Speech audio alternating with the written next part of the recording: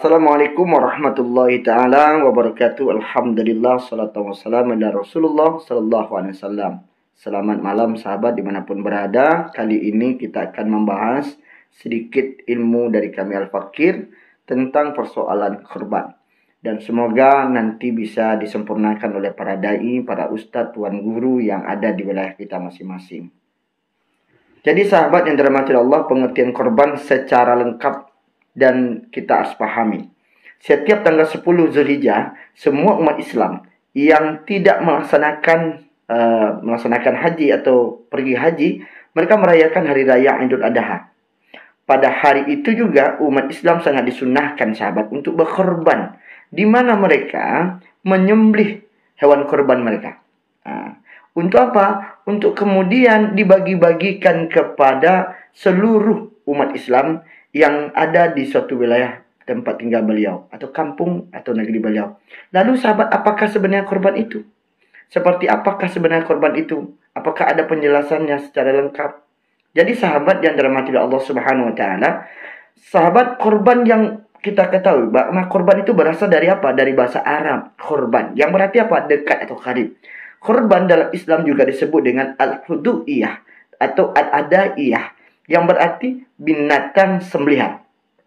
Seperti unta, sapi, kerbau, dan juga kambing yang disembelih pada hari raya Idul Adha dan hari-hari tasyrik, sebagaimana bentuk taqarrub kepada Allah atau bentuk pendekatkan diri kepada Allah Subhanahu wa taala.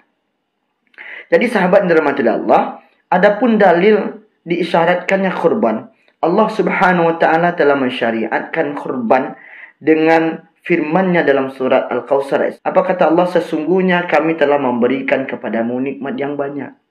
Nah, maka dirikanlah salat karena Tuhan dan berkorbanlah. Sesungguhnya orang-orang yang membencimu itu dialah yang terputus. Yang terangkan dalam surat Al-Kautsar ayat 1 sampai 3. Dan kata Allah lagi, dan telah kami jadikan untuk kamu unta-unta itu sebagai syariat Allah atau syiar kepada Allah. Kamu banyak memperoleh kebaikan. Dari apa? Daripada yang Allah berikan nikmat tersebut. Maka sebutlah nama Allah ketika engkau menyembelihnya. Dalam surat Al-Hajj ayat 36 Allah jelaskan hal demikian. Jadi, apa sajakah keutamaan ibadah kurban itu sebenarnya? Dan kenapa kita harus melaksanakan kurban? Sebenarnya dalam hadis yang diriwayatkan oleh Aisyah radhiyallahu anhu, Nabi sallallahu alaihi wasallam pernah bersabda, tidak ada suatu amalan pun yang dilakukan oleh manusia pada hari raya kurban yang lebih dicintai Allah Subhanahu wa taala dari menyembelih hewan kurban. Terus, sesungguhnya hewan kurban itu kelak pada hari kiamat, kata Rasulullah, akan datang beserta tanduk-tanduknya, bulu-bulunya, dan kuku-kukunya. Dan sesungguhnya sebelum darah kurban itu menyentuh tanah, ia mendapatkan pahala yang telah diterima di sisi Allah Subhanahu wa taala. Maka beruntunglah bagi kalian semuanya, kata Rasulullah, dengan pahala kurban yang telah kalian laksanakan. Hadis riwayat Tirmizi. Nah sahabat, apa itu hukum kurban? Nah, ini pertanyaan kita, apa itu hukum kurban?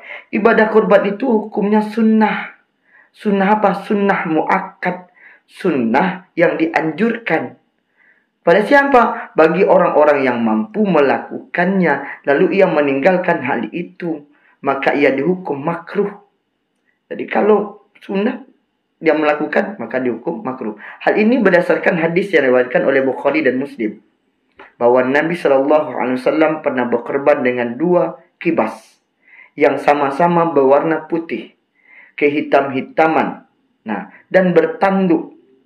Beliau sendiri yang menyembelih kurban tersebut dan membacakan nama Allah serta bertakbir waktu menyembelih atau memotongnya. Dan sedangkan dalam hadis yang lain juga Rasulullah SAW bersabda dari Ummu Salamah radhiyallahu, Nabi SAW bersabda, dan jika kalian telah melihat hilal tanggal masuknya bulan Zulhijjah, dan salah seorang di antara kamu ingin berkorban, maka hendaklah ia membiarkan rambut dan kukunya. Hadis riwayat Muslim. Artinya, sabda Nabi SAW ini ingin berkorban adalah dalil bahwa ibadah korban ini sunnah, bukan wajib. Sunnah bagi yang mampu. Diriwayatkan lagi dari Abu Bakar dan Umar bahwa mereka berdua belum pernah Abu Bakar dan Umar belum pernah melakukan kurban untuk keluarganya. Terus mereka berdua lantaran kedua-duanya takut jika perihal kurban itu dianggap menjadi wajib. Terus sahabat, apa saja hikmah kurban sebenarnya? Sehingga seperti demikian, ibadah kurban ini disyariatkan Allah Subhanahu wa taala, sahabat, mengenang sejarah Idul Adha sendiri yang dialami oleh Nabi Ibrahim alaihissalam. Dan sebagai suatu upaya untuk memberikan kemudahan pada hari Idul Adha, sebagaimana yang disabdakan oleh Rasulullah sallallahu alaihi wasallam. Hari-hari itu tidak lain, kata Rasulullah, adalah hari-hari untuk apa? Untuk makan dan minum serta berzikir kepada Allah Subhanahu wa taala. Ini kata Rasulullah SAW. Maka kita harus pahami juga, sahabat, tentang syarat-syarat kurban. Jadi jangan semenar kurban, apa saja butuh kurban, binatang mana yang boleh. Jadi binatang yang diperbolehkan untuk kurban, binatang yang dibolehkan untuk korban, binatang yang boleh untuk korban adalah apa? Yaitu onta, sapi, kerbau, dan kambing. Ini boleh. Untuk selain yang 3 jenis ini tidak diperbolehkan. Allah Subhanahu wa taala berfirman supaya mereka menyebut nama Allah terhadap binatang ternak yang telah dianugerahkan Allah kepada mereka. Dalam surat Al-Hajj ayat yang ke-34 Allah sampaikan. Dan dianggap memandai berkorban domba yang berumur setengah tahun. Nah, kambing berumur setengah tahun. Atau domba. Kambing Jawa yang berumur 1 tahun. Sapi yang berumur 2 tahun. Dan unta yang berumur 5 tahun. Baik itu jantan atau betina. Hal ini, sahabat, sesuai dengan hadis Rasulullah SAW yang menjelaskan. Dari Abu Hurairah, Rasulullah pernah bersabda, aku pernah mendengar Rasulullah SAW bersabda, kata beliau, binatang kurban yang paling bagus adalah kambing yang jasnya atau powel berumur 1 tahun. Hadis riwayat Ahmad dan Tirmizi. Jadi kata Rasulullah, kambing yang berumur 1 tahun. Dari Uqabah bin Amir radhiyallahu berkata juga, wahai Rasulullah sallallahu alaihi wasallam, aku mempunyai ja'za. Rasulullah menjawab, berkurbanlah dengannya. Hadis riwayat Bukhari dan Muslim yang meriwayatkan. Dan juga hadis lain dari Jabir radhiyallahu, Rasulullah juga bersabda, sahabat, dari Jabir. Apa kata Rasulullah? Janganlah kalian mengkorbankan binatang kecuali berumur 1 tahun ke atas. Jika ia menyulitkanmu, maka sembelihlah domba jazza. Jadi, berkorban dengan kambing yang dikebiri, boleh saja. Boleh saja berkorban dengan kambing yang sudah dikebiri. Karena diriwayatkan oleh Ahmad dari Abu Rafa'i bahwa Rasulullah Shallallahu Alaihi Wasallam berkorban dengan 2 ekor kambing. 2 ekor kambing kibas yang keduanya berwarna putih, bercampur hitam, lagi dikibiri. Karena dagingnya lebih enak dan lebih lezat. Ini kata Rasulullah. Binatang-binatang yang tidak diperbolehkan untuk berkorban apa saja? Ini pertanyaan kita. Terus apa saja binatang yang diperbolehkan, yang tidak diperbolehkan? Tadi yang diperbolehkan, sekarang yang tidak diperbolehkan. Syarat-syarat binatang yang untuk korban, sahabat, adalah binatang yang bebas dari aib atau cacat. Karena itu tidak boleh berkorban dengan binatang yang aib. Yang aib itu seperti apa? Nah, yang aib itu seperti ini, sahabat. Yang pertama, yang penyakitnya terlihat dengan jelas. Ini yang pertama. Penyakitnya terlihat dengan jelas. Yang buta dan jelas terlihat kebutaannya. yang tulang sumsumnya tidak ada karena kurus sekali. Nah, tulang sumsumnya ada. Jadi Rasulullah SAW bersabda, ada 4 penyakit pada binatang kurban yang dengannya kurban itu tidak mencukupi, yaitu buta dengan kebutaan, yang nampak sekali, nampak buktinya, dan yang sakit dan penyakit terlihat sekali, yang pincang sekali, dan yang kurus sekali, kata Rasulullah. Hadis riwayat Tirmizi. Seraya mengatakan hadis ini, kita bisa melihat dari hadis ini, wah, hadis ini hasan. Nah, yang keempat cacat. Nah, baru yang keempat. 4 ini adalah yang cacat, yaitu yang telinga atau tanduknya sebagian besar hilang. Jadi sahabat yang dirahmati Allah, selain binatang 5 di atas, ada binatang-binatang lain yang tidak boleh untuk korban. Apa saja itu binatang lain yang tidak boleh untuk korban? Yang pertama, hatma atau ompong gigi depannya dan seluruhnya. Asma, yaitu yang kulit tanduknya pecah. Umya, yaitu buta. Taulah, yang mencari makan di pekerbunan tidak digembalakan. Dan yang kelima, jarba, yang banyak penyakit kudisnya. Nah, ini 5 binatang dan tambahannya. Terus, kapankah waktu penyembelihan hewan itu? Hewan kurban itu sebenarnya, sahabat. Nah, jadi sahabat, untuk kurban disyaratkan tidak disembelih sesudah terbit matahari pada hari Idul Adha. Tidak diperbolehkan. Sesudah itu boleh menyembelihnya di hari mana saja yang termasuk hari-hari tasyrik, baik malam ataupun siang. Setelah 3 hari tersebut tidak ada lagi waktu menyembelih untuk kurban, ya kan? Dari Al-Barra, Rasulullah SAW sahabat bersabda, sesungguhnya yang pertama kali kita lakukan pada hari Idul Adha adalah kita sholat. Kemudian kata Rasulullah, kita kembali dan memotong kurban. Barang siapa melakukan hal itu, berarti mendapatkan sunnah dari Rasul. Dan barang siapa yang menyembelih, sebelum itu, sebelum sholat tadi, maka sembelihan itu tidak lain hanyalah daging yang dipersembahkan kepada keluarganya, yang tidak termasuk ibadah kurban sama sekali.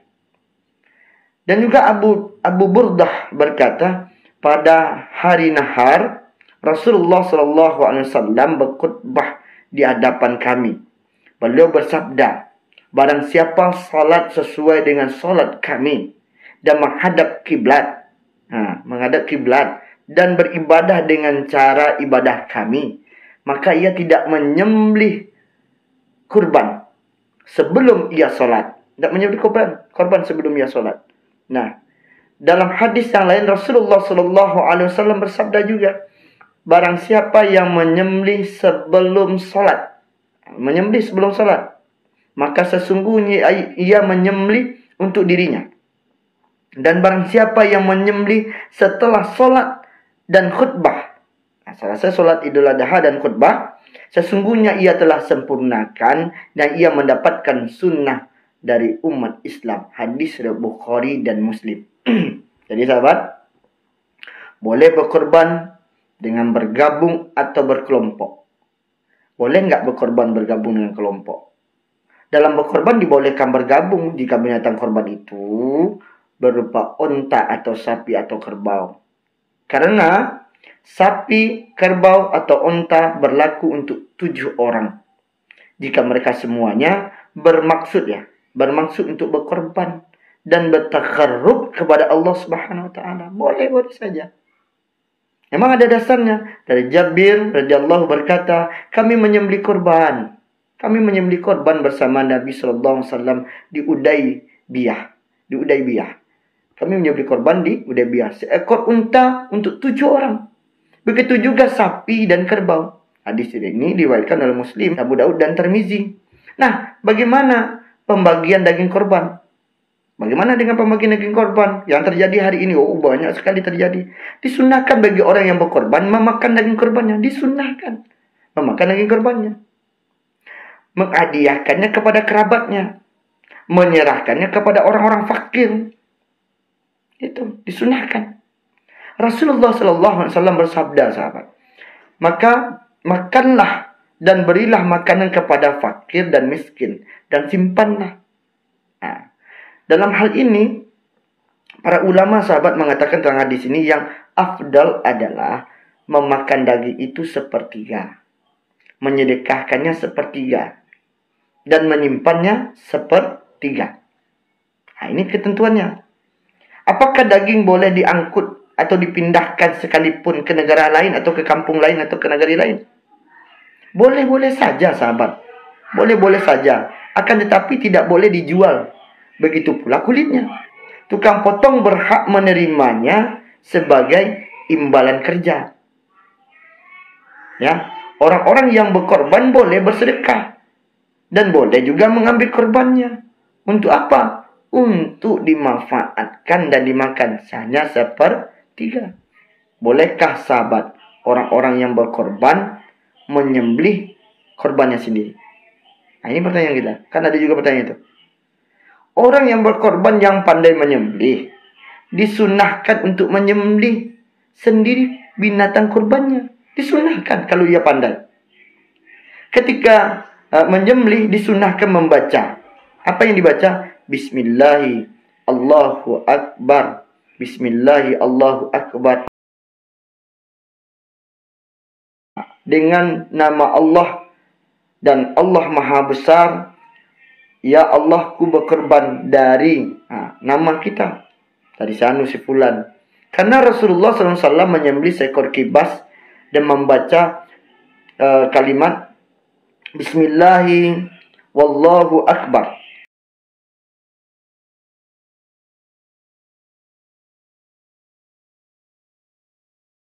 Nama Allah dan Allah Maha Besar.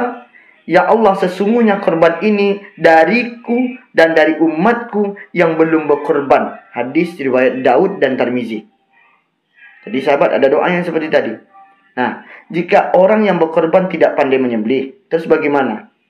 Hendaknya dia menghadiri dan menyaksikan penyembelihan dari korbannya. Hal ini dijelaskan dari Abu Sa'id Al-Khudri radhiyallahu anhu. Rasulullah SAW bersabda. Apa kata Rasulullah? Wahai Fatimah, bangunlah dan saksikanlah korbanmu. Disuruh Fatimah bangun dan saksikanlah korbanmu. Karena setetes darahnya, wahai Fatimah, akan memohon ampunan dari setiap dosa yang telah kau lakukan. Terus, dan bacalah, sesungguhnya solatku, ibadahku, korbanku ini, hidupku ini, dan matiku ini untuk Allah Tuhan semesta alam. Dan untuk itu aku diperintahkan. Dan aku adalah orang-orang yang pertama-tama menyerahkan diri kepada Allah Subhanahu wa ta'ala. Seorang sahabat lalu bertanya kepada Rasulullah, wahai Rasulullah, apakah ini untukmu, korban Rasulullah, khusus keluargamu, atau untuk kaum muslimin secara umum? Rasulullah menjawab dengan pertanyaan sahabat, bahkan untuk kaum muslimin umumnya, kata Rasulullah. Nah sahabat, mohon maaf bila hal yang kami sampaikan ini masih banyak kesalahan atau masih banyak kekurangan. Setidaknya hal ini bisa membantu menambah wawasan bagi kami Al-Fakir dan kita semuanya, dan sehingga di saat kita melaksanakan kurban, setidaknya kita tahu apa-apa saja yang kita laksanakan, apa-apa saja yang dibolehkan oleh Rasulullah Sallallahu Alaihi Wasallam. Semoga hal yang kami sampaikan ini bisa bermanfaat dan semoga kita semuanya mendapatkan kurban yang diterima di sisi Allah Subhanahu Wa Taala. Ketika engkau punya harta, maka sahabat, ayo mari kita berkorban untuk bisa melaksanakan kurban kepada Allah Subhanahu Wa Taala.